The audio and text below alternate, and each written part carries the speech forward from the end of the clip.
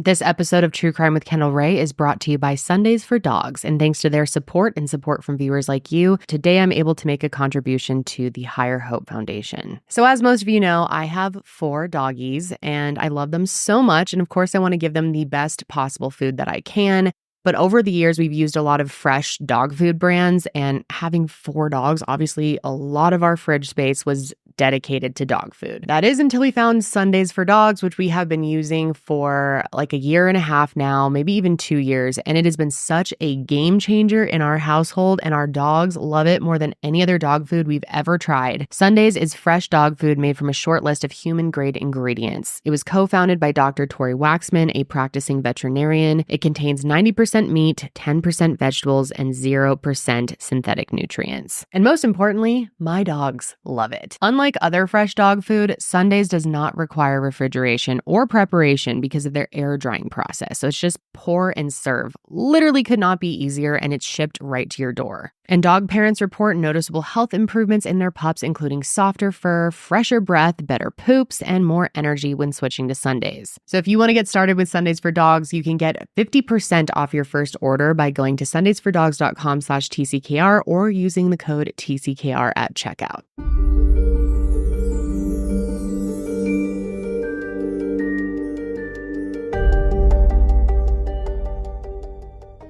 Hello, everyone, and welcome back to True Crime with Kendall Rae. Thank you so much for joining me today. And if you are new, then welcome. Be sure to click subscribe so you never miss an upload from me. So guys, today we're going to be talking about a case that is unbelievably sad and very, very frustrating. We're going to be talking about not one victim, but 2 victims, Jennifer and Adrianna Wix, who have been missing now for 20 years.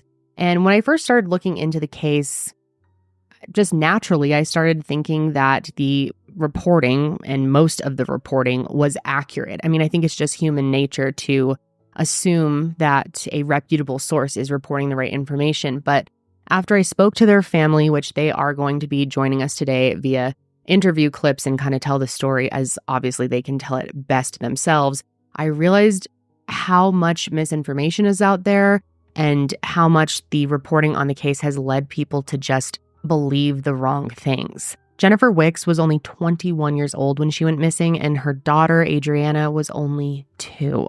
And not only does the narrative need to be corrected, but their story needs to be shared far and wide because 20 years is too long for a family to have no answers. And I'm so grateful that their family reached out. They're amazing people. I'm so impressed by them.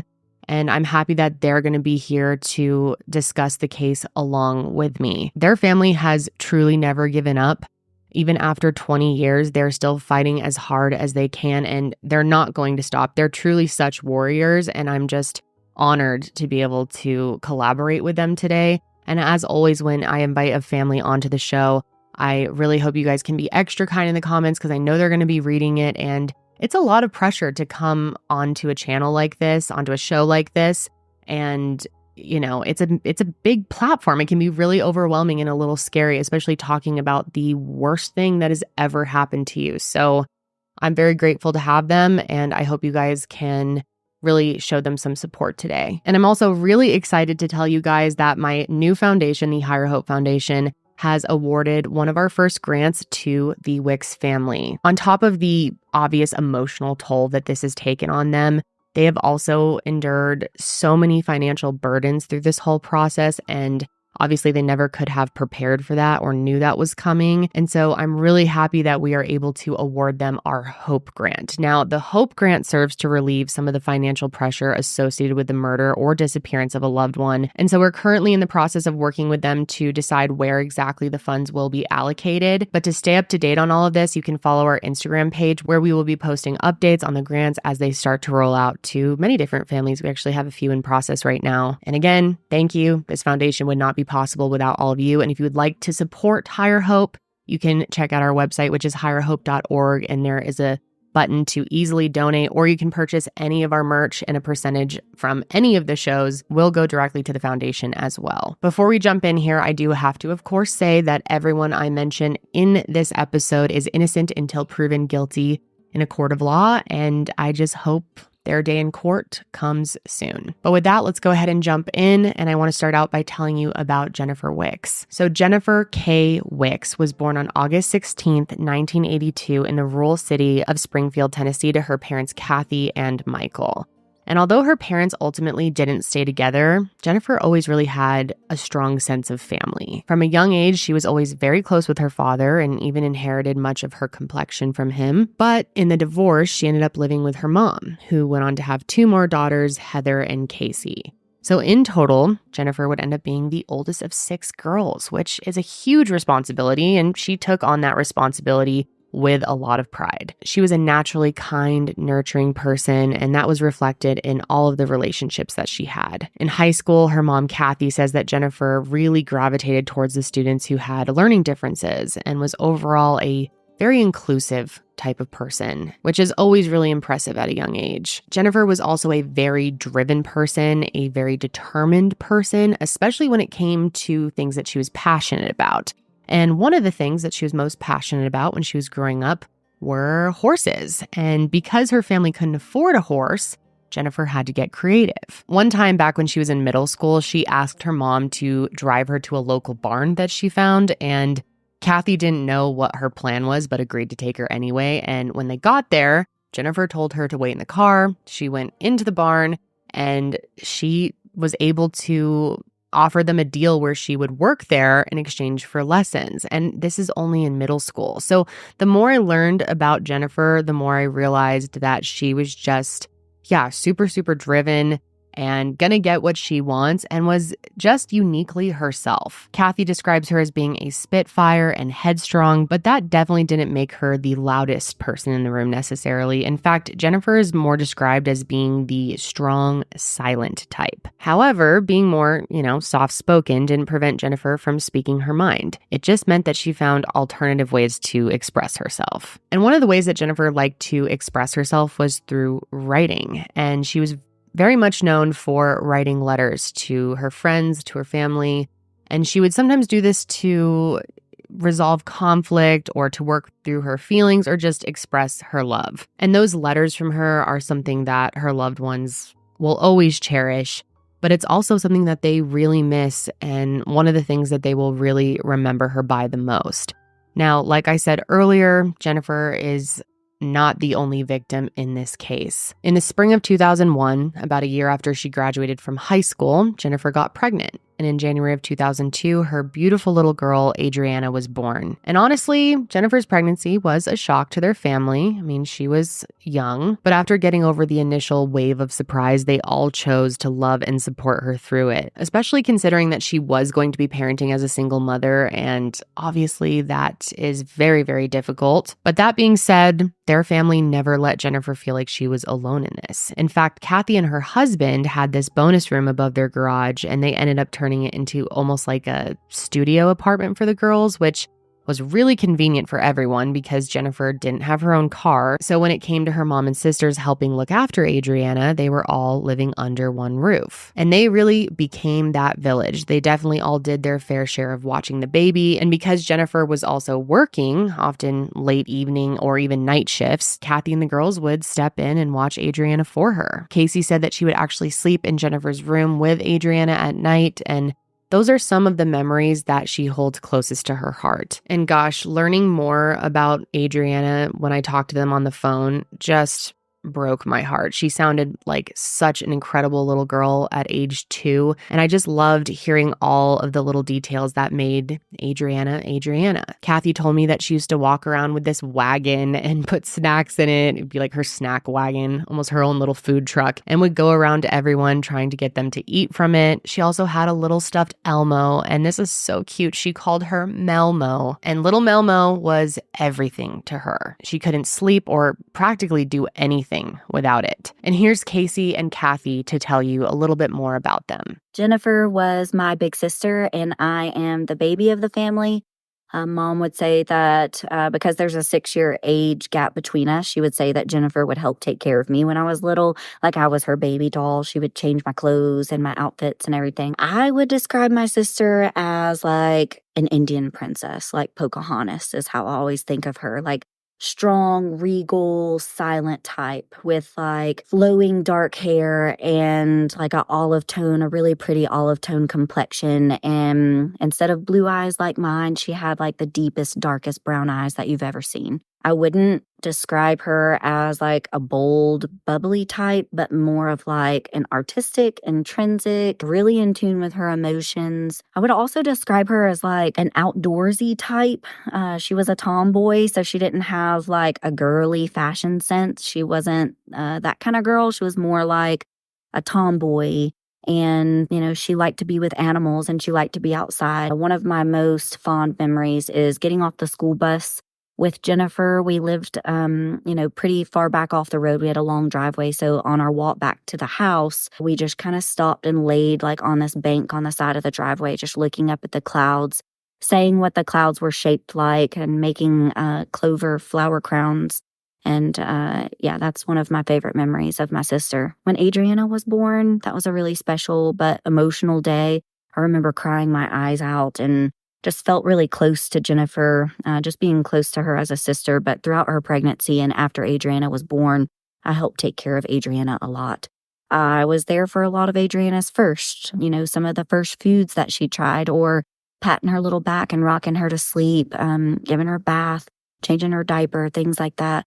And then a lot of the photos that we have are me and Adrianna just having fun and doing little photo shoots and things like that. We were very close, and she was the most beautiful baby girl. They're both very loved, very missed. Jennifer, she was my firstborn, taught me all about what unconditional love really meant. She was my first of 3 daughters. I had Jennifer and Heather and Casey. Jennifer was a headstrong child, and she was very independent, and she was fiercely protective of everyone that she loved. She was very smart and especially creative. She had a very creative side to her. She was loving and she was kind to everyone and made friends in all circles of life. She especially loved animals, and especially horses. She never owned her own, but she spent a lot of time with friends who had them. She dreamed one day of becoming either a park ranger or working in equestrian therapy for children with disabilities. That was something that was very close to her heart. She just had a passion about, and I believe that had she had the opportunity, she would indeed have made those dreams come true. She loved to draw. She liked to journal, write poetry and letters. She wrote a lot of letters. I'm blessed to still have some of those letters because I can look back on them and I can just hear her talking through her letters. I remember we went to a Vince Gill concert when she was young. And when he played Pretty Little Adrianna, she looked at me and she says, "Mom, if I ever have a daughter, I'm going to name her Adrianna." Well, when Jennifer turned 19, she was just barely 19. She found out she was pregnant. It was unexpected, and she was scared. But, we assured her, myself and all of her family assured her that everything would be okay. She'd be fine. That with the love and help and assurance from her family that everything would work out and everything would be fine. And it was. Adrianna Nicole was born on January the 14th of 2002, and Jennifer had her pretty little Adrianna. And Adrianna was quite a blessing to us. But Jennifer, she took to motherhood really well, and she was a wonderful mom. And again, fiercely protective of her baby. Adrianna, she was very funny. She was a joy to be around. She was a good baby. She was just adorable and had the brightest, sparkling blue eyes. Just gorgeous, gorgeous little girl. Now, around the time that Adrianna turned 1, Kathy ended up getting an exciting job promotion that would require her to move to Las Vegas. And her husband and her daughter, Casey, all decided to move with her. Now, to be clear, all 3 of her daughters were invited to move to Nevada with her, but Jennifer and Heather decided to stay back. And Jennifer's main reasoning for that was she wanted Adrianna to grow up and be raised in Robertson County. That's, of course, where she had grown up, and she still had a lot of other family members in the area that she wanted her daughter to be able to spend time with and be close with. people like her aunt and her grandparents who just meant a lot to her. And the family that still lived there were happy to take them in. So when Kathy first moved, Jennifer and Adrianna were sort of bouncing between different family members' houses until July of 2003 when they finally settled in at her Aunt Lisa's house. And when she and Adrianna were living there, her cousin Jeffrey, Aunt Lisa's son, was living there as well, and he ended up introducing Jennifer to a guy named William Joseph Benton, or Joey, as everyone called him. And he is, unfortunately, the reason that we are talking about their disappearances today. So let me go back to the summer of 2003 and explain. So after Jennifer was introduced to Joey, she and Joey began dating. And right out the gate, their relationship was unstable. It was very toxic, very, on and off again. And red flags were just popping up left and right. I will say that maybe from a very distant glance, it appeared as if Joey really cared for Jennifer and Adrianna, maybe loved them. And maybe for a period of time he did. He had built Adrianna this little rocking horse that she loved, and he had shown some willingness to be a sort of fatherly figure to her, despite not actually being her father biologically. And I do know for a fact that Jennifer loved him very much. I mean, so much so that she was planning to one day marry him and maybe even have children with him. But I don't want anyone listening to this for a second to believe that Joey was a safe person for them to be around. Jennifer had once confided in her mom that she and the baby were always within arm's reach of weapons and drugs that Joey kept around. And as you'll hear me explain, his temper, dude, was out of control. So by late summer of 2003, Jennifer was living between her Aunt Lisa's house and then also her paternal grandparents' house. However, it did not stay that way for long. Jennifer and Joey were actually broken up at this time, so her mom, Kathy, invited them to come out to Vegas for a little bit, just for a couple of weeks, and stay with them. And they did. The thing is, though, when they came back, Jennifer ended up getting back together with Joey. And not only that, she and Adrianna moved in with him. And just to paint you guys a real clear picture, because context is super important to this case, Joey lived on the same property as his parents on their land in Springfield, Tennessee, which is about 10 minutes west of Cross Plains. Now, his parents, Cindy and Joe, were living in a brick 3-bedroom ranch-style home. And then Joey lived in this makeshift barn, which he and his friends actually called the party barn because they would party there, obviously, and also do drugs. So when I say that Jennifer and Adrianna were living with Joey, I mean that they were living on his parents' property, where his parents were also living. But when Jennifer and Adrianna moved in, things went downhill from there pretty quickly. One day in the fall, Kathy received an incredibly alarming phone call from Jennifer, who said that she'd just been driven from the Benton house to her Granny Wix's house by Joey's mom, Cindy. And just to clarify, Granny is what Jennifer called her paternal grandma. I am just going to refer to her as Granny Wix so that it's easier to keep track of who I'm speaking about. And she lived about 15 minutes down the road. And so on this call to her mom, she's crying and she explains that she and Joey had gotten into an argument and that he actually pulled a gun on her, on Adrianna, and himself, and threatened to actually go through with using it. At this point, they had only been dating for a few months. So big red flag. I mean, big red flag at any point, but especially so early on in the relationship. And of course, her mom, Kathy, is not cool with this. She's freaked out. So much so that in October, she decides to move back to Cross Plains just to be closer to Jennifer and Adrianna. Her sister Casey also moved back, and Kathy ended up setting up another place in the house where Jennifer and Adrianna could live, just like she had done before. But there was one rule when it came to living with her, and that was that Joey was not allowed over there under any circumstances. And up until December 21st, that wasn't really an issue. But on that day, everything changed because it turned out that Jennifer and Joey had actually gotten back together, and she planned on moving back in with him on December 21st. And as you can imagine, Kathy, Casey, and Heather were all extremely concerned about this, very much against it. It was just very evident that the Benton home was not safe for Jennifer and especially not safe for Adrianna. And that evening there ended up being a pretty big incident. When I came home, one of the girls told me, Casey, I believe, told me Joey's here. And so I went to find out what was going on. Jennifer and Joey were in her room packing hers and Adrianna's things. I asked what was going on, and Jennifer told me that they were going to get married, which was a total shock to me because I didn't even know they were reconciling. So I immediately turned to Joey and I said, Joey, I said, how are you going to do this? Where are y'all going to live? And how are you going to take care of Jennifer and Adrianna? And you're going to stop doing drugs, and you're going to get rid of the weapons around your house that Jennifer's told me are in arm's reach everywhere. How are you going to take care of my daughter and my granddaughter? I need to know. And he looked at me and he said, you don't have a daughter anymore, bitch. I'll never forget that. Never, ever forget it. He picked up their bags and he took them on out to the truck. Jennifer was following and I was close behind her.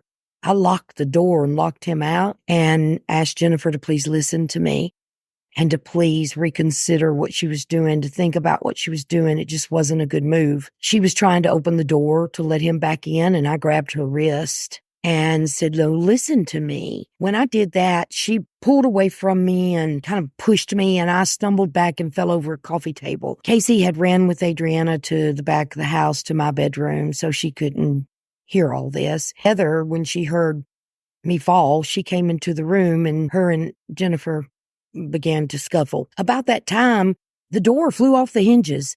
Completely off the hinges, out into the floor. Joey had kicked the door in. They left. Unbeknownst to me, Casey had dialed 911, of course, when he kicked the door in. And the police came and, Adrianna had to go back with her mom. So Joey's mom and Jennifer showed up to get Adrianna, and then they took her with them, and which we knew they had to, but it was just a very sad day. And one that is just seared into my memory that I'll never forget. I personally believe, and I think most of you will agree, that Kathy's reaction to Jennifer wanting to move back into the Bentons was very justified. I mean, given everything that Jennifer had told her about what it's like living there and how scary he was, abusive, pulling a gun, the, drugs and guns being in arm's reach of the two of them.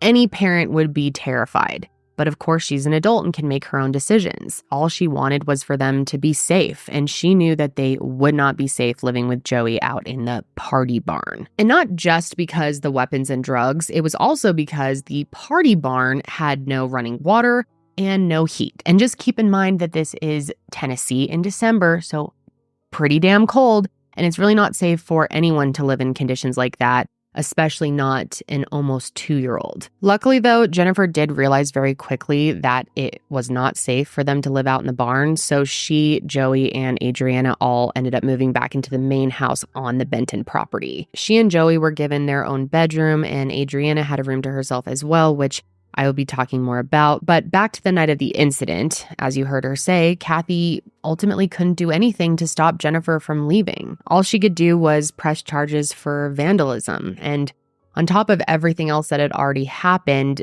this whole situation only made the rift between her and Jennifer even deeper. In fact, Jennifer ended up completely shutting her sisters out of her life for a couple of weeks and wouldn't talk to any of them. Christmas, New Year's, and Adrianna's second birthday were all celebrated without Kathy, Casey, and Heather. And what makes it even more heartbreaking and painful is the fact that this would end up being their last holiday season before the two of them disappeared. Thankfully, though, and I was really happy to hear this, Jennifer was able to mend things with them before everything else happened, which I'm going to start getting into now. So in February of 2004, they really started to repair things. And by March, Jennifer and Kathy were back to speaking every day, if not every other day. And something that you should know about Jennifer is that she was always in contact with someone, whether that was her mom or one of her sisters or her Granny Wix or her Aunt Lisa. Someone was always in touch with Jennifer. Truly, a day didn't go by without her calling someone in the family, but one thing that's important to note is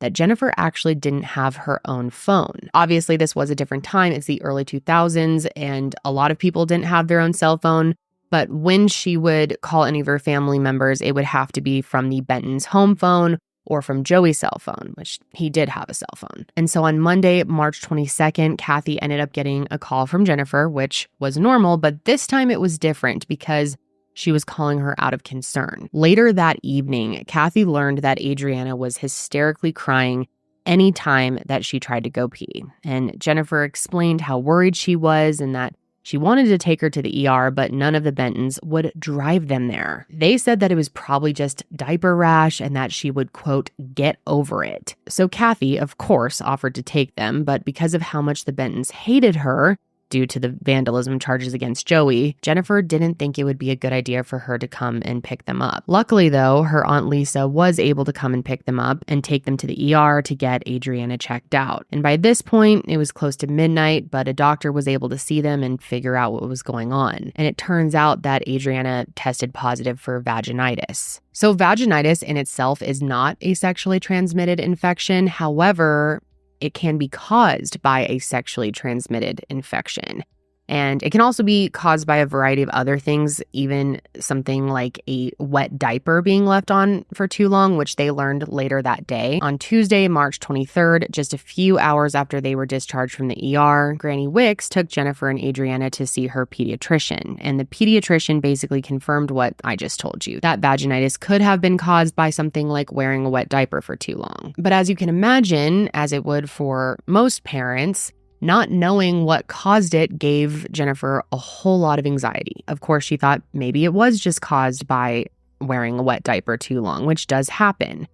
But was it possible that someone in the Benton house could have been abusing her? Now, of course, I'm not making any accusations here, and their family isn't either. It's not something that we have definitive answers to, but at the time, Jennifer was deeply concerned that maybe Adrianna was being abused. And on top of that, she was also really upset because Joey was partying really excessively, and that was very frustrating to deal with. Plus, just the whole element of not having her own phone was really difficult because whenever she would call her mom to talk about these things, Joey would get mad at her for using his minutes, which is exactly what ended up happening later that day.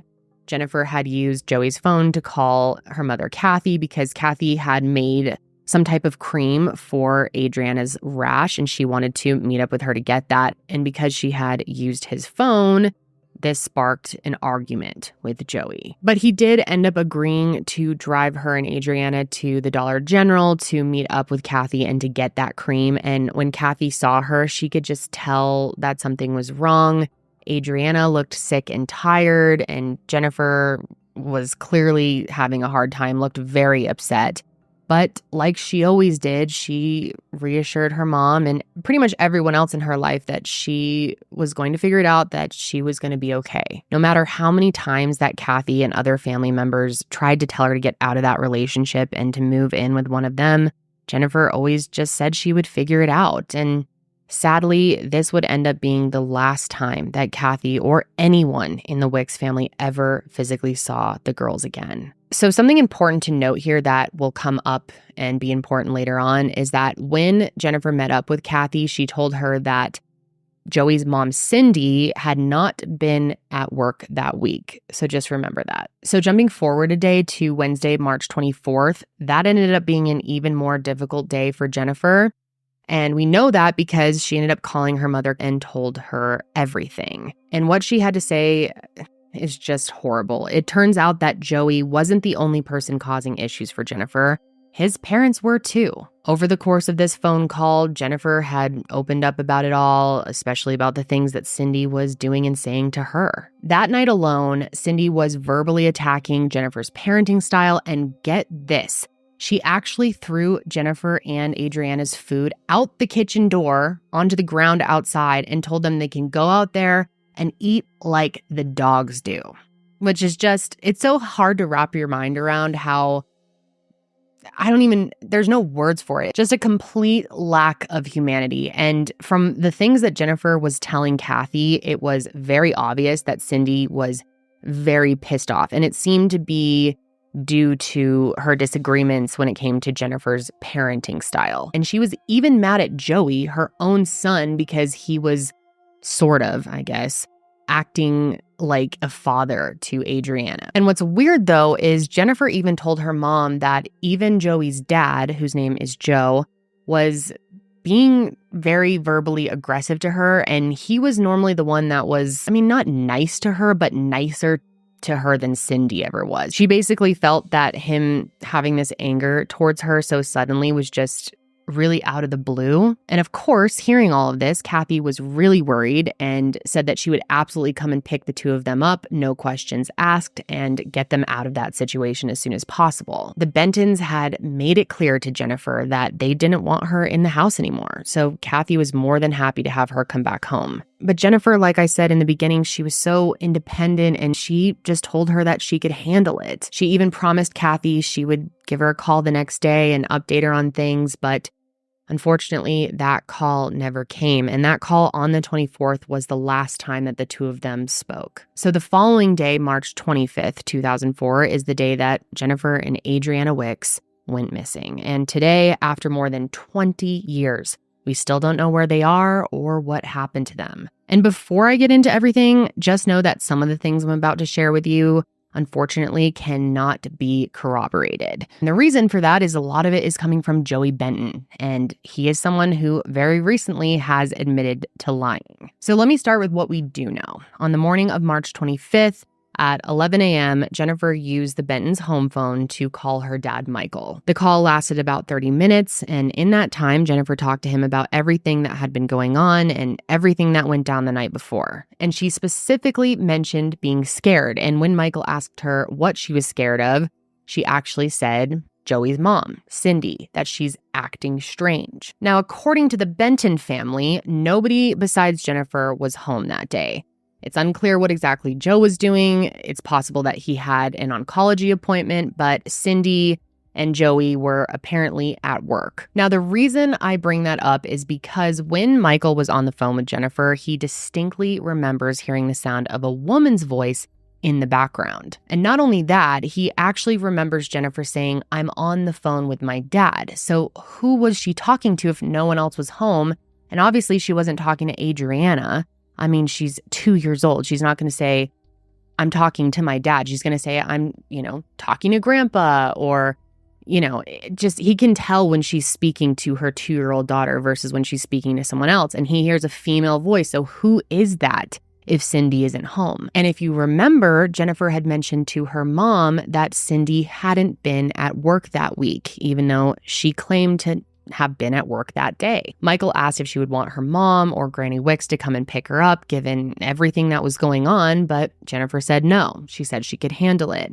Plus, she said that she and Joey had plans that afternoon to have a picnic when he got home from work. And of course, just like Kathy, Michael was also concerned about his daughter and his granddaughter, but really nothing could be done without Jennifer agreeing to accept their help. And sadly, this would end up being Michael's last communication with his daughter. So then around 1 p.m. that afternoon, Jennifer made one final call and again shared what she had been going through. But the difference in this next call, which I will explain who she was talking to and everything, is that this time Jennifer seemed to be more open to accepting help, or at least agreed that she would plan on accepting help in an event where she needed it. So this call was to her Aunt Lisa, and she basically told her that when Joey got home from work, she planned on having a conversation with him. She planned on telling him that she no longer felt comfortable living in the home with his parents and that she wanted to move back out into the party barn, which obviously wasn't very ideal either. And she told Lisa that if Joey didn't agree to that, if he didn't want to, then her plan was for her and Adrianna to just move out altogether. And after hearing this, Lisa told Jennifer that she was more than welcome to come to her house if she needed somewhere to stay. And she even told her that she would leave a spare key out just in case. And from my understanding, Jennifer said that she would use that spare key if her conversation with Joey didn't go well. But this is where things just completely drop off. She never went to her Aunt Lisa's, and she never called her or anyone else to tell them that she and Joey had worked any of their issues out. And since that call, nobody has seen or heard from either of them since. The only person who claims to have seen her since is Joey. However, at no point in the last 2 decades has anyone, not even law enforcement, been able to corroborate his story, or should I say stories, because Joey Benton has told a variety of stories when it comes to when he last saw the girls. And in order to explain his multiple versions of events, I need to go back to the morning of Thursday, March 25th. So according to Joey, he got up that morning and like normal, he went to work. However, on this day, his car was in the shop, so he ended up hitching a ride with Jennifer's cousin, Jeffrey, who also worked at the same construction site, which was less than an hour north in Franklin, Kentucky. But here's where things start to get weird. At some point during his workday, Joey ends up getting a call from his family's home phone. And while we don't know who this caller was, we do know that once Joey got off the call, he started to act strange. And in fact, he seemed to be in quite the hurry to get home. All he did say was there was a family matter back at home and he needed to get back urgently. So one of his coworkers and his girlfriend as well ended up driving him home, and they said on the way home he was acting really strange. They can't pinpoint specifically what about his behavior was off. They just, even 20 years later, remember that it felt bizarre, that the vibes were different. I will say that law enforcement has since confirmed that that phone call Joey received was made between when Jennifer called her dad and when she called her aunt. So her family does think it's possible that Jennifer could have been the caller. But even if this wasn't some sort of nefarious call, I believe his behavior overall is just concerning, especially when you think about how many stories he told when it came to the girls going missing. And unfortunately, like I mentioned earlier, news stations over the years have really just done a poor job in reporting the full facts on the case. Like, for example, many of the things that Joey has said have been reported as fact when they do not represent the truth. So my goal today is for you guys to walk away from this episode knowing really what the full picture is and where the case stands today. And to do that, I need to jump forward now to Friday, March 26th. 2 people had spoken with Jennifer on the 25th, and nobody that day had concerns about her whereabouts. But on the 26th, loved ones really started to worry, starting with Granny Wix. I mentioned earlier that Granny Wix was the one who drove Jennifer and Adrianna to the pediatrician on the 23rd, and because of that, she was well aware of Adrianna's diagnosis of vaginitis. So when Jennifer didn't call her that day, she really started to worry. She tried calling Kathy to see if maybe she knew what was going on, and when she said that she also hadn't heard from Jennifer, this is when it all started to click. Between Granny Wix, Kathy, and Lisa, who were now all in communication with one another, it was clear that nobody had heard from Jennifer since the day before. And something about this just didn't sit right with them, especially when they thought about Adrianna's recent medical condition and the fact that Jennifer had just shared about being afraid and uncomfortable around the Benton family. So that very night, Kathy and Heather began driving around Cross Plains just looking for the girls. Now, because it's been more than 20 years since all of this happened, and because going through something traumatic like this can also have an effect on memory, some of the details regarding this time got a little bit mixed up. The timelines are a bit confusing, and the information has sort of shifted over the years based on new things that their family has learned. So I'm going to do my best to break it down in the clearest way possible. So to the best of our knowledge, when Kathy and Heather were driving around looking for the girls, a few things happened. And one of those things was a bonfire. On the evening of March 26th, Joey hosted this bonfire on his parents' property, and originally, it was planned by him and Jennifer to be sort of a couples thing. But clearly, Jennifer wasn't there. And because there were only 2 other couples at this bonfire, it was pretty obvious that she wasn't there. And it just so happens that one of the people who was there was Jeffrey, Jennifer's cousin. And he just straight up asked Joey, "Where's Jennifer?"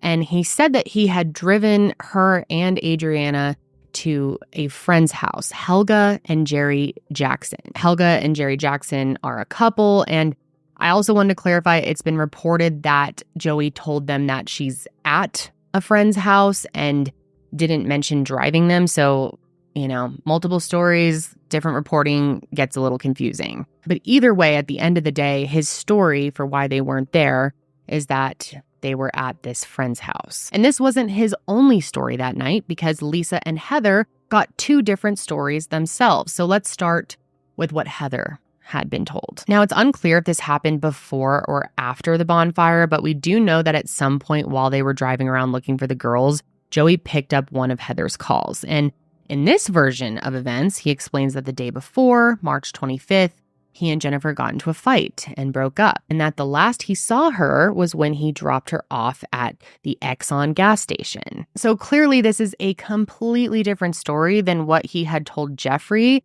And then next, he and his father, Joe, end up telling another completely different story to her Aunt Lisa. In the time that Kathy and Heather were driving around looking for the girls, Joe Benton, Joey's dad, had called Lisa, Aunt Lisa, and left a message for her. And in the message, he said that he was looking to get in contact with Jennifer to get her $500 tax refund, which is something I also need to explain. One of the many reasons that the Wix family does not believe that Jennifer ran away was because she was expecting a $500 tax refund, which was a very significant amount of money to her, and she had been anxiously waiting for that money to hit. The thing is, though, Jennifer didn't have her own bank account. So the refund was actually scheduled to be deposited into Joe Benton's account. And so now Joe is calling Lisa, asking where Jennifer is so that he can give her this money. And the Wix family feels, and this is their opinion, but I do agree, that Joe was potentially just trying to make it seem like he didn't know that Jennifer was missing. Like, why is he suddenly so concerned about getting Jennifer this money, especially after the way that they have treated her? It feels very odd. Also, when you think about the fact that Joey had said Jennifer was going to come back and get the check. And what's even stranger is that night, Joe and Joey just show up at Lisa's house and try to explain yet another version of events. According to this news story, Joey told Lisa that on March 25th, he drove Jennifer and Adrianna to the local food value grocery store where she went inside to make a phone call. And after this, Jennifer supposedly told him to take her and Adrianna to the Exxon gas station by Interstate I-65 North, exit 112. And this is also important to note, there is actually only one Exxon gas station in all of Cross Plains. So Joey says he takes them there, where he proceeded to let them out of his car, and then he drove across the street to the church where he waited about 10 minutes until he saw them get picked up in what he described as an older model 4-door white vehicle. Now, he tells Lisa that he doesn't know which way they went, but he does give a description of who else was in the car. And the description matches that couple I mentioned earlier, Helga and Jerry. Joey also told Lisa that Jennifer was drunk when he dropped her off, but her family says that Jennifer wasn't the type to get intoxicated, so this detail just really sticks out as strange to them. And the last thing to note from that night is that after all of this, Kathy and Heather were notified that Jennifer could potentially be with Helga and Jerry, so they try to get in touch with them. They are unsuccessful in doing so, at least that night. And by the morning of March 27th, their family is in a state of complete panic. There was still no word from Jennifer, and Joey's stories were starting to circulate between all of them, and none of what he had said made any sense. And then Helga and Jerry showed up at Kathy's house, and they confirmed that their suspicions were true because they said that they hadn't seen Jennifer since November. And they told Kathy that if Joey was saying Jennifer was with them, then something was seriously wrong. And Kathy fully agreed. So that day, she went to the Robertson County Sheriff's Office and filed a missing persons report for Jennifer and Adrianna. She requested that the sheriff's office go over to the Benton house and perform a welfare check, and they agreed.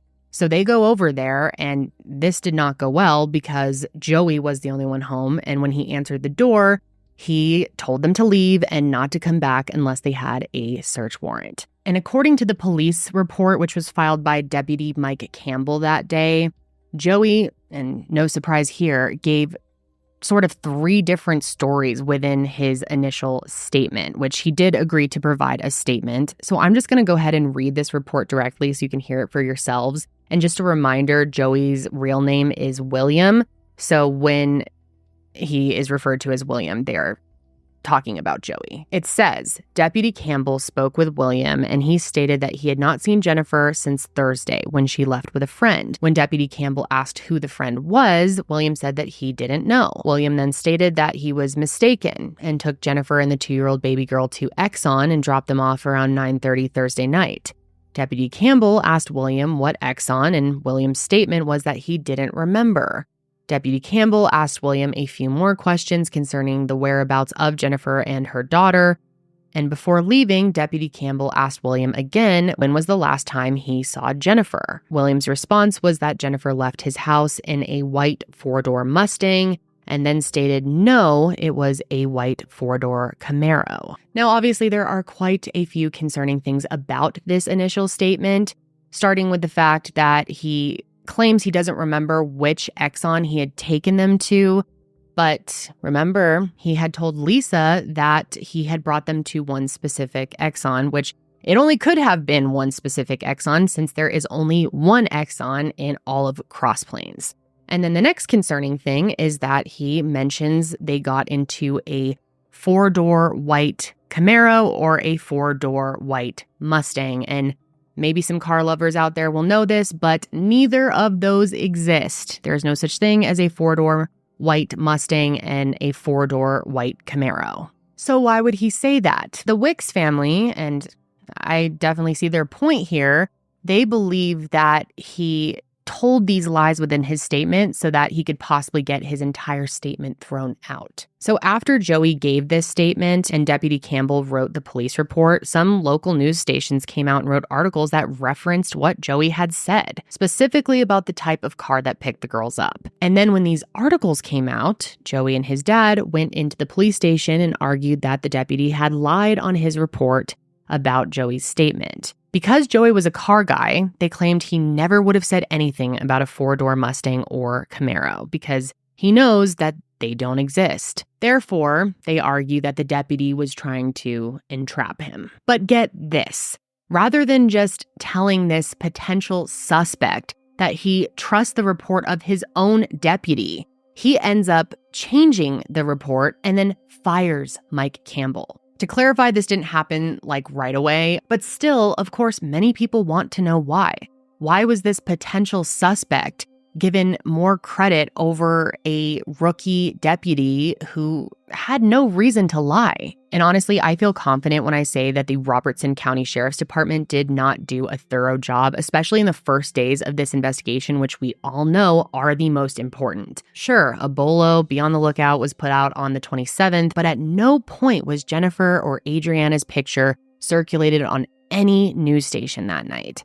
And then on the 28th, the Sheriff's Department claimed to do their first search of the Benton property, but it's not exactly what you would think. The Bentons did agree to let officers walk their property and look for signs of foul play, but they had full control over where they were allowed to look and where they were not allowed to look. And honestly, I could just go on and on about the failures, in my opinion, of this Sheriff's Department, but we still have a lot to go over, so let's move on to the 29th, which is when another story from Joey emerges. That day, Deputy Campbell and his partner went to Kathy's house to ask some follow-up questions. And while they were there, they spoke to Lisa, and it became clear to them that Joey wasn't being honest. Through Lisa's statement that day, the deputies realized that he had been telling different people different things. So they returned to his house to talk to him again, and ultimately he continues to tell more stories until about a month after the girls had first gone missing, which is when his final story emerges, and here it is in full. On Thursday, March 25th, Joey says that after returning home from work, Jennifer had locked herself and Adrianna in their bedroom. Then after getting her to come out, he says that the two of them went on a drive to talk. But while they were on that drive, the two of them get into a big fight and decided to break up. And then, according to him, when they get home, Jennifer refuses to get out of the car. Instead, she apparently tells Joey that she wants him to drive her and Adrianna to the local food value. And when they get there, she gets out of the car and goes inside to make a call. And later on, law enforcement actually went in and spoke to the manager at the food value, and no one has any recollection of Jennifer or anyone else coming inside that night to make a phone call. Now, according to him, after she allegedly makes this phone call, she asks Joey to take her and Adrianna to the Exxon gas station. By this point, it was about 9:30 p.m., and the two of them exit the car, but rather than drive away, Joey says he drives across the street into the church parking lot where he waited until someone came and picked them up. And this is when he says he saw the two of them get into what he is now saying is just a white four-door car and drive away. And just to make this really clear, because I know this is confusing, this time he does not mention a specific type of car, which is weird considering the first report he says a four-door white Mustang or a four-door white Camaro, which are non-existent cars. And this time he also says that he didn't see who was driving, which contradicts what he had told Lisa earlier. And I just wanted to remind you that Jennifer said she was going to her Aunt Lisa's house if her conversation with Joey didn't go well. And in order to get to the grocery store and the gas station, they would have had to pass by Lisa's house. So the idea that she went off with someone else just makes no sense. So on the next day, the 26th, Joey says that he and his work crew had finished up their project early, so he ended up going home early. And it was either the late morning or the early afternoon. And it's unclear exactly who drove him home, but it was either Jeffrey or that other guy, Nolan. And this is when Joey claims that Jennifer showed back up at their house. And he said that she was driving that same white car that she had supposedly gotten into the night before, but that Adrianna wasn't with her. And he said that she was there to collect her $500 tax refund. But since his dad wasn't home, Joey told her that he couldn't give her the money. So then, according to Joey, Jennifer says that she'll be back to get that $500 refund the following day. And while she's there, she picks up a few of her and Adrianna's belongings, including Adrianna's car seat. Now, even though Joey is straight up claiming that Jennifer picked up the car seat on the 26th, we can confirm that this part of the story is, in fact, a lie. And we know this because when Deputy Campbell had first gone to the house to speak with Joey, and he's talking to him at the front door, he can see over his shoulder into the corner of the room. And what does he see in the corner? The car seat. And maybe you're thinking they could have had two car seats. Nope, we know that isn't the case. They only had one. So this means that we know Joey lied about at least one part of his story. And obviously there are many reasons to believe that he could be lying. But that especially, I mean, if he is willing to tell one lie, then what else is he lying about? And I should also note that law enforcement did go to the Benton house at a later date, and this time the car seat was missing. The story that Joey told, which ended up being kind of like the final story that stuck for the last 20 years, I didn't believe it. I didn't believe it from the get-go. Of course, there's always like that tiny shred of hope that maybe they're out there somewhere, but it just didn't feel right. It didn't sit right. I never felt like that my sister would leave, not just my family, but like really and selfishly me. I didn't think that she would leave me and take Adrianna. I just really didn't. It didn't make sense to me that she would leave without her $500 tax refund. There wasn't anyone that she had asked to borrow money from. There was no exit plan. There was nothing found on the Benton computers that would suggest that she was making an exit plan and was planning to leave. None of it made sense. It also really didn't make sense outside of the inconsistent stories that he told at the gas station. It didn't make sense that he would drive them past my aunt's house and past our house. We both lived on the same road, and it was on the route on the way to the Exxon gas station.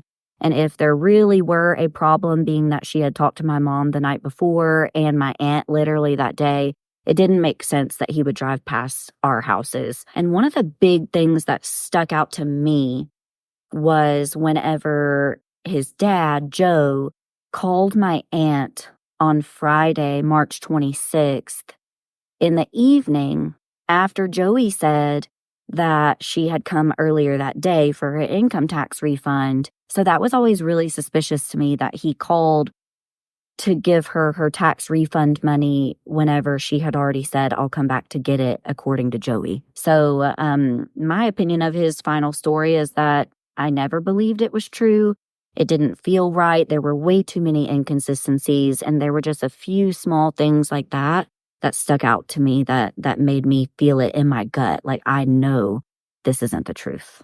Now, in April of 2004, Joey did agree to take a polygraph test, and he did pass it.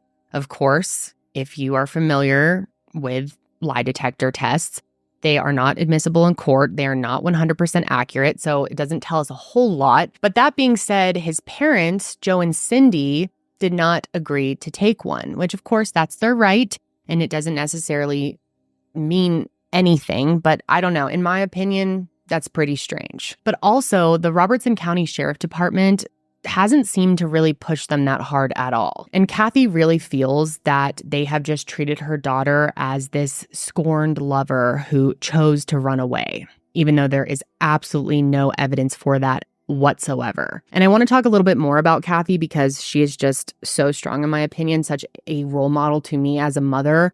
And in her fight for justice, she ended up taking a leave of absence from her job and made it her full-time mission to find Jennifer and Adrianna. And believe me, she did a lot. At some points, Casey has felt like they also lost their mom on top of losing Jennifer and Adrianna, but she understands why. I mean, how could you just give up? This loss has impacted their family in ways that are just impossible to recover from. And I know for a fact that they will not stop looking until justice is served. I could tell from my call with them that that's just not an option for them. And I completely get it. How could you ever just let it go? Try to move on with life. Since the day Jennifer and Adrianna disappeared, I've been living in pure hell. My life changed forever that day. Everything about me changed. How I viewed the world, how I saw other people, how I thought about things, how I bonded with people. It changed me as a mom. I became a lot more worried all the time about my kids everywhere they went. It was difficult because they just wanted to live their life, and I just wanted to keep them near me all the time. I didn't want to let go of them, to let them grow up. And it also kind of took me away from them. And, in my searches for Jennifer and Adrianna, I wasn't there for them. And in times that they needed me the most as teenage girls. And I was so distracted with looking for their sister that I wasn't there for them a lot. So there's a lot of regrets that I have there, but it did change me. It changed me. It changed my family. It changed our whole family dynamics. My mom, it changed her. It changed my grandparents. They were still alive at the time. Everybody was so consumed with this that they couldn't think of anything else. And then on top of that, it was like we were having to fight. We were having to fight for the justice for our girls. We were having to fight the justice system. We were having to fight the small town law enforcement just to, be loud and stomp our feet, and just felt like that we were being treated like our car stereo was stolen or something, or a dog was lost. Not that my kids were missing. It drove wedges between family members, friends. Everything totally, completely changed. I tell people I'm stuck with 1 foot in 2004 and 1 foot in the present.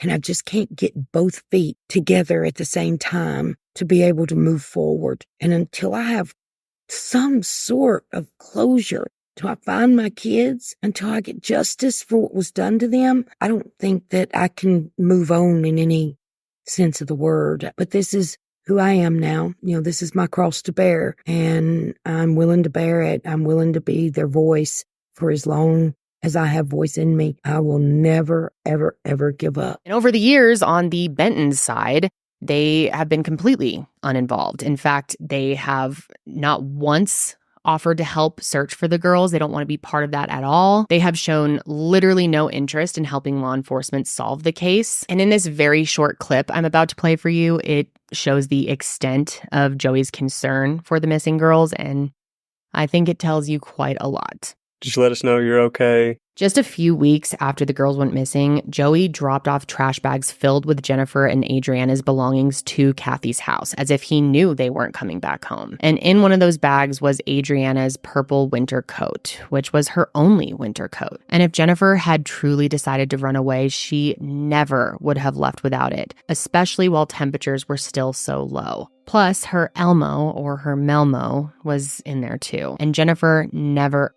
ever would have left without her daughter's Melmo. When I talk to them, that's one of the main reasons why they think there's just no way they would have run away. It makes no sense that she would have left Melmo behind. She knows that her daughter's not going to sleep, that she's going to be miserable without him. Any other parent out there, if your child has that special item that they need to function and sleep, that you're not going anywhere without it. That's like the number one priority to have. And another really concerning element to all of this is right around the time the girls went missing, the Bentons were in the process of building a new house on their property. And this is going to be concerning to hear, but they had been specifically pouring concrete and in the process of putting in a new septic tank. Now, law enforcement has said that they have searched the concrete columns. However, the Wix family has no record of this. They have no way to know if they had actually searched the entire foundation. They have no proof of that. And as much as I want to, of course, trust that law enforcement cared enough to be thorough, their previous actions in this case make me question if they actually did. So over the years, it has been reported that law enforcement has conducted 4 searches on the Benton property that the Wix family is aware of at least, but none of these have yielded any results, and we don't know how thorough they were. We do know that they did drain a pond after a tip came in, but again, nothing was found. But you've got to keep in mind that most of these searches were not done under the order of a search warrant. The Wix family has recently learned that at some point, a search warrant was performed. However, they don't know which search it was and what was searched. But to their family's knowledge, these were all permissible searches that were done under the watchful eye of the Benton family. And this is jumping forward quite a bit, but in 2021, Joey's grandfather, who also owns 51 acres of that land, invited their family to search.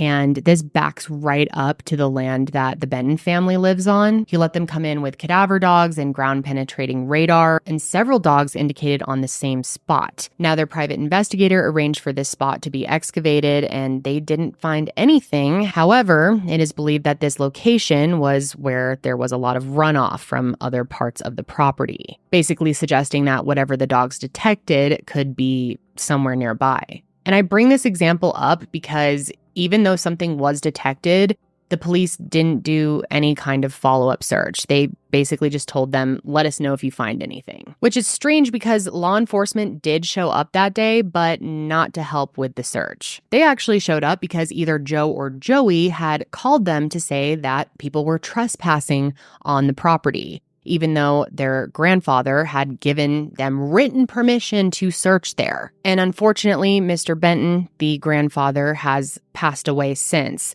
And now Joe, the dad, owns all of his land as well, which has made further searching of that property even more difficult. As time has gone on, though, the Wix family hasn't lost hope. Doesn't mean it's been easy, but like I said, they've never given up, and I really don't think they ever will. The National Center for Missing and Exploited Children got involved and has aided them in creating age progressions of the girls, and shows like America's Most Wanted has released episodes to try to keep their names out there. But still, in all of this time, no leads have panned out. In a press conference in 2013, it was announced that the case was finally being reclassified as a homicide. However, whatever information led to this reclassification has never been shared. In the same statement, though, the sheriff did say that nobody, including Joey Benton, has ever been ruled out as a suspect. The Tennessee Bureau of Investigation has also been assisting on the case, and it was also stated that they would now be taken over. Unfortunately, and this is just the horrible reality of this case, Kathy, Casey, and the rest of their family believes that Jennifer and Adrianna never lived a day past March 25th, 2004. And I know I say this often, but it should never be the responsibility of a family to solve their loved one's case, but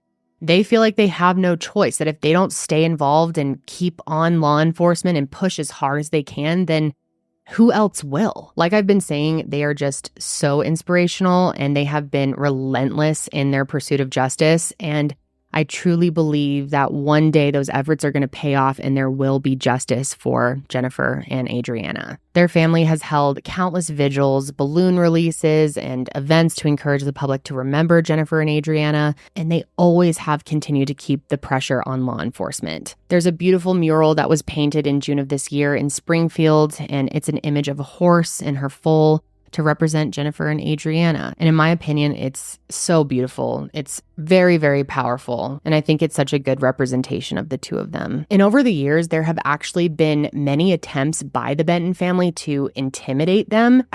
This makes me so mad, and I think tells you a whole lot about these people. But there was one time where they actually fired guns into the ground in the middle of one of their vigils. But not even that, nothing, and I mean nothing, is going to stop them in their pursuit of justice. They also put on another event, which is called the Chain of Hope, where dozens of motorcyclists come together to ride in honor of the girls.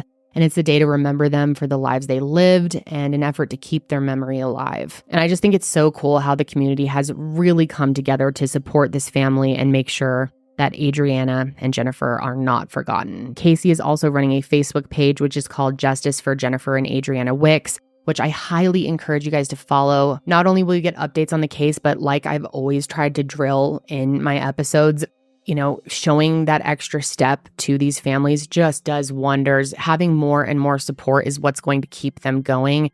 And I really encourage you to either, leave a comment here for them to read with words of encouragement, or actually go to their Facebook page and, leave them something like that as well, because I just know it makes a huge, huge difference. And another really cool thing that they have done is they've actually helped co-produce this podcast, which was just released recently on Jennifer's birthday this past August. It's called Missing in Hushtown, and it goes through every last detail pertaining to this case. So if you want to get even more deep into the case and go over some of the things that we didn't have time to include in this episode, I definitely recommend supporting them by downloading that, checking it out, giving them a listen, maybe a review, just so that we can help get more eyes on it. And I know it sounds like I am wrapping up the case here, but there's actually more information to share. Some very shocking information has come up very recently in 2024, and all of it has just further confirmed what this family believes. On March 27th, 2024, on the 20-year anniversary of the girls being reported missing,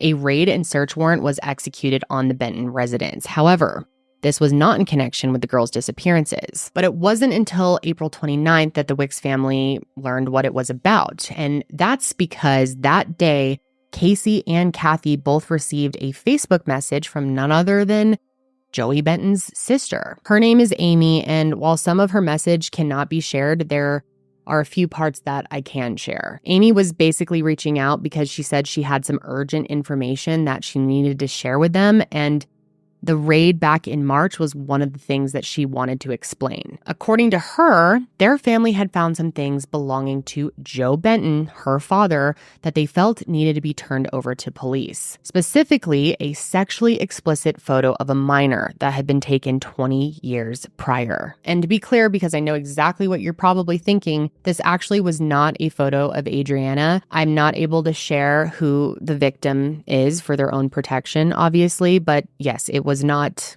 Adrianna, but it was another minor. So terrifying. But essentially, the raid was the result of law enforcement looking for whatever else they could find pertaining to child sexual exploitation. The thing is, though, turns out Joe Benton was already a convicted felon, which means he is not allowed to own any weapons.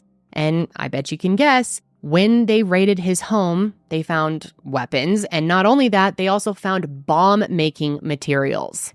Yeah. So as a result, he is now facing 40 charges, and his next hearing is actually scheduled for the day after this episode airs, which is October 9th. Now, Amy also gave them a bunch of other information that was incredibly eye-opening. Like I said, I can't share any of that, but just keep that in mind. And so all of this happening made Casey want to push Joey even harder. And she had been trying to reach him for a while and was unsuccessful up until recently, April 30th. And she asked if they could please talk, and surprisingly, he agreed. Earlier this year, in April of 2024, I was able to talk with Joey for the first time. And I've been doing kind of like my own investigation, and I'm kind of the person that needs to hear and see things for myself. So I asked him, will you just talk to me? And he said, sure. We were on the phone for about an hour. And during that conversation, a lot of the conversation was him sharing his concerns about his dad being in Robertson County Jail. If his dad were to get out of jail, he was worried what he would do. His mom, and his sister were all kind of fearful of their lives. He was sharing with me, and I was able to kind of get some clarification on some things as far as the timeline and the details of the case that we've always had questions about. And I felt like I was going straight to the source. So I wanted to ask him. He shared with me that he really loved Jennifer and he really loved Adrianna. and that they were planning to stay together, that the house that they were living in was going to be his and Jennifer's. They had plans to get married, and he had given her a ring. And I asked him about the picnic that Jennifer mentioned to her dad on the phone on one of her last phone calls to him on that Thursday. She mentioned the picnic and Joey being on his way home. They were going to talk about some things and go on a picnic. And he said, well, wouldn't call it a picnic. He said Jennifer had made some sandwiches and we just went over to the barn so we could have some privacy to talk about things. And whenever he said that, I knew immediately, like, that's another contradictory statement with the final story that he had told my mom back in April of 2004. He said that they just drove around, decided to break up. Well, he never mentioned the picnic up until this year to our family. And I asked him about, the details about driving her into Cross Plains. Like, did you take her to the food value? Did you go to the Exxon and a white car picked her up? He said, yes, all of that's true. With a lot of conviction, the tone in his voice just sounded very matter of fact, very certain. And I just remember getting off that phone call, calling mom, and just thinking to myself, like this guy could be telling the truth. And I felt kind of sorry for him and very conflicted internally with where I was and my theories about what had happened after that phone call. I just remember he could be telling the truth. Someone could have picked them up in that white car, and it's just unfortunate that no one can prove it. Yeah, I think that day I got a lot of clarity, and I felt like I had started a relationship, if you will, with him where we could communicate freely. Now, the next big update came a couple days later on May 3rd.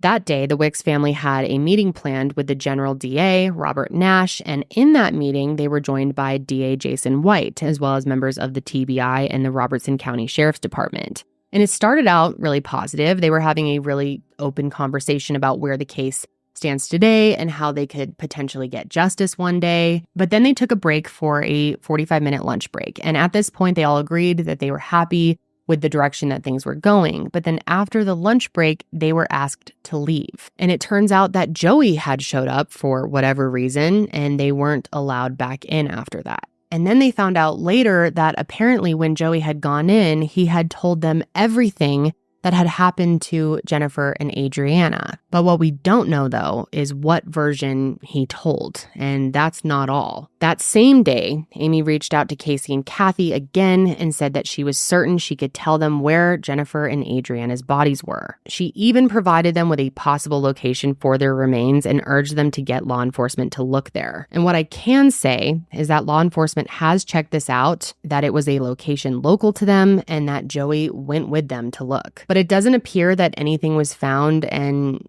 at this point in time, that is all the Wix family is willing to share. The reality is they have had to be extremely careful with what information they share publicly, because after all these years, they do not want to jeopardize anything, which I completely understand, and I'm sure you guys do as well. And they especially don't want to jeopardize the relationship, if you can even call it that they have sort of started to build with Joey. Now, in transparency, in June and early July, some frustration really started to build, and Casey had actually texted Joey and said, "Are you going to help us or not?" And this must have triggered something in Joey, because his response was, "I'm ready to tell you everything." So on July 9th, he actually met up with Kathy, and she had Casey on speakerphone the entire time, and he didn't waste a second getting into everything. In July of this year, my mom was able to meet with Joey for the first time in 20 years. Probably since they met face-to-face in April 2004-ish, whenever he told the final story that's been kind of told as fact for the last 20 years. And they met at a local restaurant in Springfield. Our private investigator and Adrianna's dad were nearby in case they were needed. And it was a 2-hour conversation. I was on speakerphone and Mom was there in person across the table from him. He said that he felt like he needed to tell Mom this information in person and not over the phone. And whenever he said through text message before we set up this meeting that he was ready to tell us everything, we were kind of confused, because a month and a half prior, he had said everything that he had been telling for 20 years was the truth.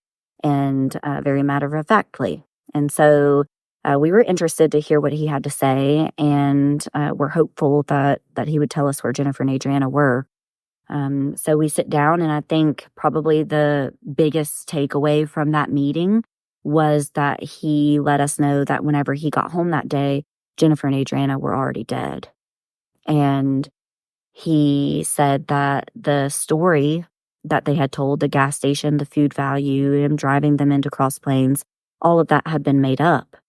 They had come up with that story and told that story, and it had been made up and was a lie for 20 years. And I know everyone wants to hear all of the details of that meeting, and unfortunately, we don't feel like sharing a lot of details from that meeting will be beneficial to our case. It could even hurt future chances of prosecution and jeopardize justice for Jennifer and Adrianna, which we refuse to do. So I'm not going to go into a lot of details about how he's saying that they died. But I think that with that information, that piece of information, him saying that when he got home that day they were already dead, and his giving a potential location for their remains, I think people can use that information to deduce their own opinions and theories of what may have happened until I am able to share that information. Now, my personal opinion is that this is another fabricated story, similar to their fabricated story that they made up and told the last 20 years. Now, I do believe that there's always a little bit of a truth in every lie that's told. And so I think that there's a possibility that there are pieces of what he told us that are true. Now, which pieces we're still trying to figure out, and I'm still in communication with him, trying to work through that and see if I can get the rest of the story, because we just don't feel like what he's told that there's any possible way that it's true. Because the Wix family doesn't believe Joey is telling the whole truth, and because their bodies still haven't been found, obviously the fight for justice is not over, but there is a thin line that needs to be walked now that Joey seems to be communicating with them, and I just have to hope that he does the right thing in the end. Joey has made it clear that their family no longer has a relationship with his father, and that if Joe is let out of jail, he is not welcome home. And that gives me some hope that this house of cards is crashing down in a way that will reveal where Jennifer and Adrianna are. Because this case has technically never been closed, the Wix family has never been granted access to any of the files related to the disappearance of the girls. So it's possible there is information out there that none of them know that could, at least make sense of what happened. All of the information that their family has either been things that they have uncovered themselves or things that have come from their PI, who has been working pro bono on this case since 2015. So big shout out to him. That's amazing. If there's one thing that we all can say for sure at the end of the day is that there's two families involved in this nightmare, and only one of them, the Wixes, have ever done anything to try and untangle this mess. And it's because of their fight for justice, their fight to get answers, their diligence that I even heard about this case to begin with, because like I said, there's not been much coverage on it. So I'm really, really grateful that they reached out to me and that I was able to learn about the case through them. And there are a couple of things that you can do to help the Wix family if you're interested. First, like I said, you can follow their Facebook page, Justice for Jennifer and Adrianna Wix, which I, of course, will have linked below, as well as their Instagram and TikTok, which will be linked below. You can also donate to their GoFundMe, which is raising funds to help pay for legal representation. Our new foundation, Higher Hope, is aiming to make a big impact for them through our Hope Grant. But of course, any additional support from you guys is always appreciated. So yes, please check out their GoFundMe. Any amount helps. And then another super easy thing that you can do is sign their change.org petition. It's just getting started, so I'm sure they would appreciate as many signatures as possible. And that petition is to have the Benton property thoroughly searched. And lastly, something super easy that you can do is just continue to spread the word about Adrianna and Jennifer. And, you can do that just by word of mouth, or by sharing a flyer, or by sharing this episode, or maybe the podcast that they've recently put out. Sharing their story as much as possible is going to keep it from going cold. And obviously things are heating up, so that's great. Let's keep that momentum going by continuing to share their story. But that is all I have for you guys today on this case. I definitely want to hear your thoughts on everything that we went over today. And I will be back next week to discuss another case. And until then, stay safe out there.